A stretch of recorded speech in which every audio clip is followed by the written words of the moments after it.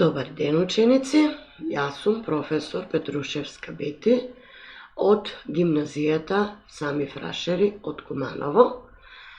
Денеска уште се движиме на полето на стилистиката и ќе се запознаеме со административниот или уште како е наречен со друго име официјално деловен стил.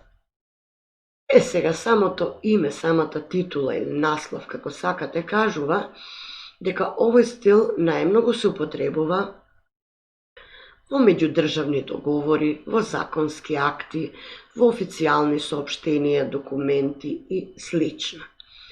Што ќе кажеме што го одликува овој стил? Се одликува со информативност, строгост и објективност. Значи, тој има за цел да информира, меѓутоа да биде објективен и да се држи строго во рамките на вистината. Меѓутоа, ако се вратиме наназад, значи истите овие карактеристики ги сретнавме и кај научниот стил. Каде е разликата? Разликата е во тоа што овдека немаме автор, туку имаме само едно раководно лице. Натаму, во овој стил има затврдени форми и изрази кои што се печатени обично на формулари, на листови и најчеста основна форма му е пишаната форма, меѓутоа понекогаш може да се јави и во говорена форма. Како и претходниот стил, и овој административен стил има своји подстилови. Тоа се законодавно-правниот, општествено-политичкиот, дипломатскиот, деловниот и персоналниот подстил. Првиот законодавно-правен подстил се реализира преку закони, статути, одредби и други. Самото име кажува, значи законодавно правен.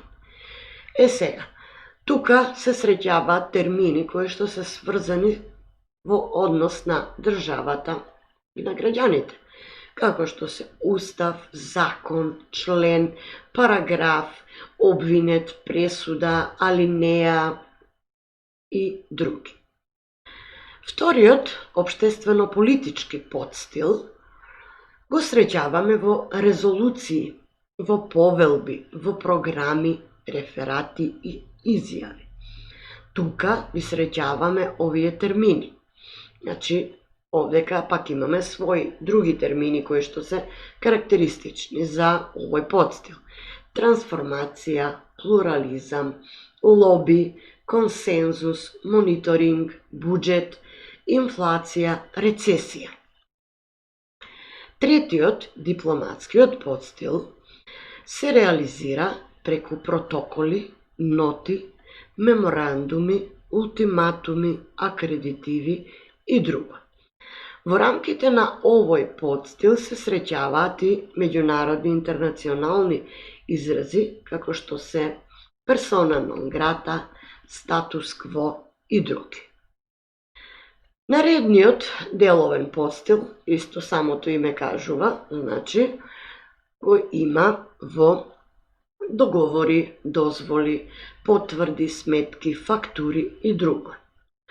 Сега, тука се среќаваат овие други термини што се карактеристични за овој тип на работа.